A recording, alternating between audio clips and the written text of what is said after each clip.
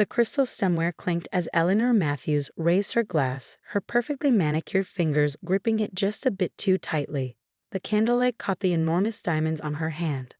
A reminder, as if anyone needed one, of the Matthews family's wealth and status. "To my son," she declared, her voice carrying across the private dining room at La Cirque, "who carries forward our family's proud legacy," her eyes fixed on me, sharp as daggers. "Despite certain complications. My name is Sarah Matthews, though according to my mother-in-law, I'll never truly be a Matthews. After 5 years of marriage to her son James, I'm still the secretary who got lucky." If only she knew that while she was planning this elaborate anniversary dinner to remind me of my place, I had been in my office, closing a deal that would save the very legacy she was so proud of. "Mother," James said, a warning note in his voice. "Not tonight." Eleanor waved her hand dismissively. "Oh, don't be so sensitive, darling. We're all family here." Her smile didn't reach her eyes, though some of us understand the weight of that name better than others. I took a sip of my wine, letting the expensive vintage roll across my tongue. 5 years ago, her words would have cut deep. Now they just made me think of the signed contract sitting in my office safe, and the look that would be on her face tomorrow at the board meeting. "How is the company doing, James?" Eleanor turned to her son. "Your father would be so proud to see you at the helm of Matthews Industries." I washed my husband's face carefully. James was handsome, successful, and completely unaware that his company was on the brink of collapse, or that I had spent the last 6 months secretly working to save it. "Everything's fine, Mother," he replied, but I could see the tension in his jaw. James was a brilliant engineer, but he'd never had his father's head for business. The company had been bleeding money for years, and he'd been too proud to admit it. Eleanor nodded approvingly. "Of course it is. Matthews men always succeed." She turned her attention back to me. "Though I suppose that's hard for some people to understand. Not everyone grows up with business in their blood." Eleanor, my father-in-law's brother, Uncle Robert, cut in. "Perhaps we could discuss something else."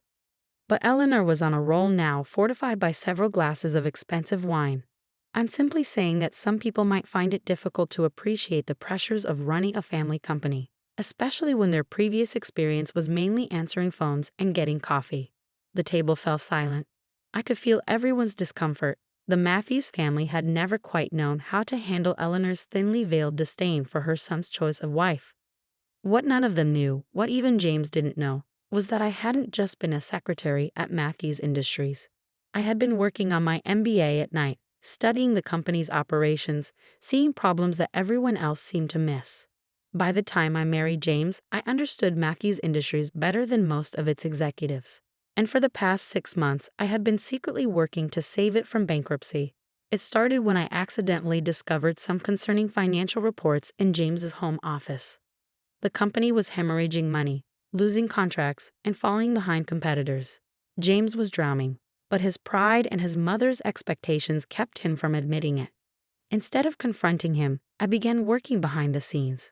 My old network from my secretary days proved invaluable: assistants and receptionists who knew everything that happened in their offices, who were happy to help the former one of them who had married the boss. Through them, I learned about a potential deal with Suntech, a rising star in the tech industry. They needed a manufacturing partner for their new line of products, and Matthews Industries had the facilities they needed.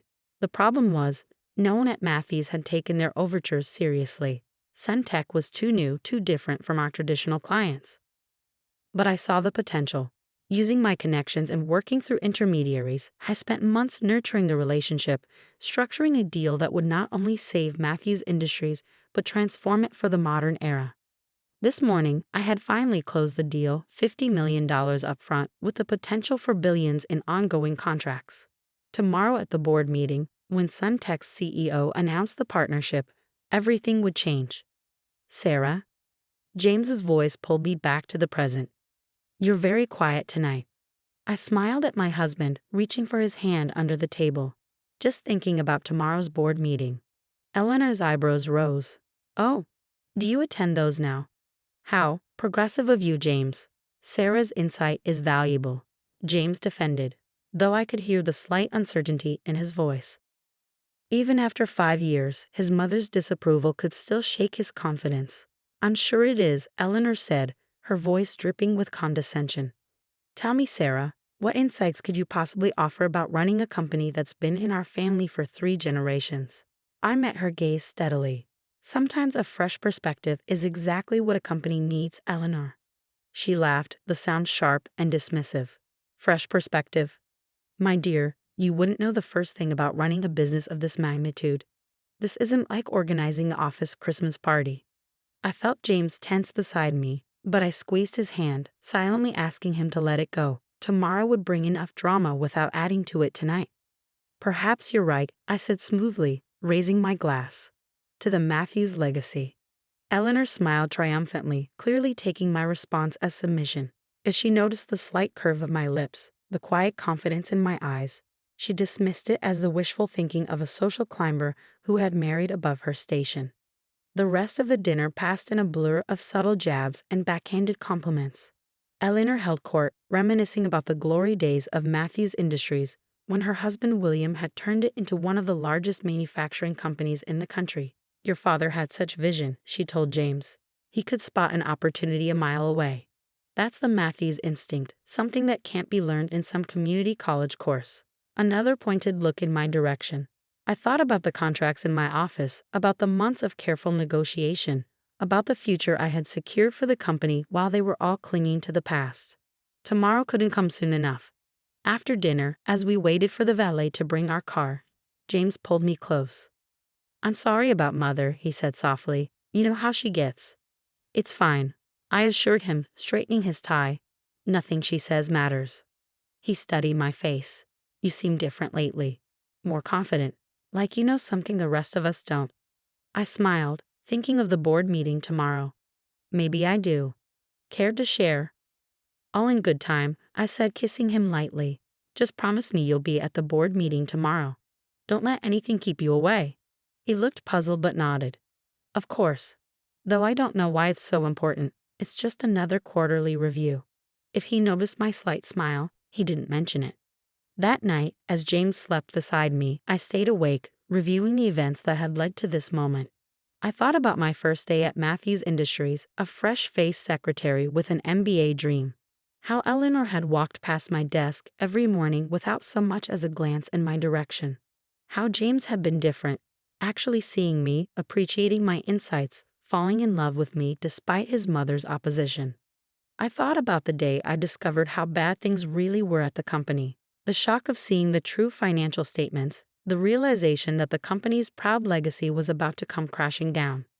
The decision to act, to save not just the company but my husband from the weight of failure. Tomorrow would change everything. The question was, would they be ready for it?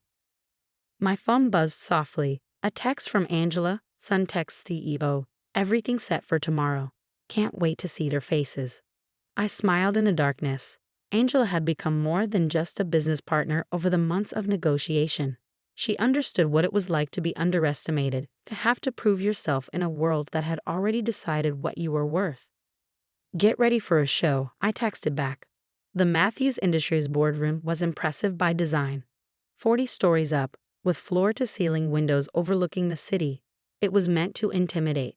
The massive mahogany table, the leather chairs, the portraits of past CEOs lining the walls. Everything screamed old money, established power. I arrived early, watching the morning sun paint the city gold. The contracts were safely stored in my briefcase, along with a presentation that would change everything. James had already left for his usual morning meetings, completely unaware of what was coming. Eleanor arrived exactly 10 minutes before the meeting was scheduled to begin, wearing her trademark Channel suit and an expression of barely concealed disdain when she saw me. Sarah, don't tell me you're actually staying for the board meeting. She made it sound like I was planning to crash a private club. Of course, I replied calmly. I wouldn't miss it. She sighed dramatically. Really, James needs to set better boundaries. These meetings are for actual board members and executives, not— She waved her hand dismissively, family observers. Before I could respond, the other board members began filing in. I recognized them all. The old guard who had run Matthews Industries with William, who still saw me as the secretary who had somehow snared the boss's son. James arrived last, looking slightly harried. Sorry, got caught up in the R&D meeting. What's on the agenda for today? Theodore Wells, the CFO, cleared his throat. Actually, we have some concerning matters to discuss regarding the company's financial position. Before we get to that, I interrupted smoothly, standing up. There's something else that needs to be addressed. Eleanor's eyes narrowed. Sarah, dear, this really isn't the time for whatever this is. Actually, Eleanor, this is exactly the time. I moved to the front of the room, pulling out my laptop and connecting it to the display screen. You see, I've been working on something for the past 6 months. Something that's going to change everything for Matthews Industries. The room fell silent as I pulled up the first slide.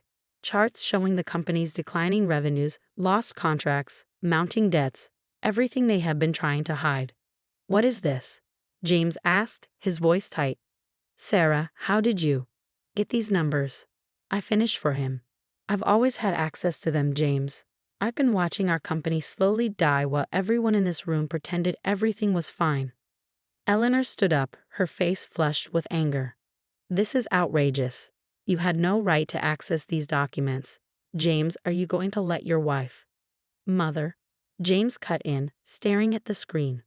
These numbers, are they accurate? Theodore shifted uncomfortably. Yes, we've been trying to find a way to tell you. The situation is quite serious. I clicked to the next slide.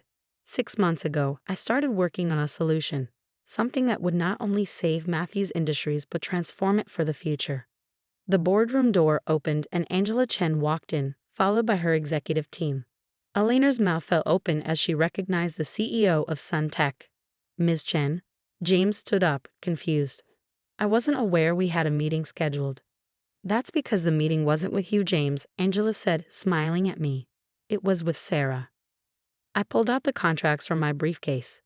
Ladies and gentlemen, I'm pleased to announce that Matthews Industries has just entered into a historic partnership with Sun Tech, a $50 million immediate investment with projected contracts worth billions over the next decade.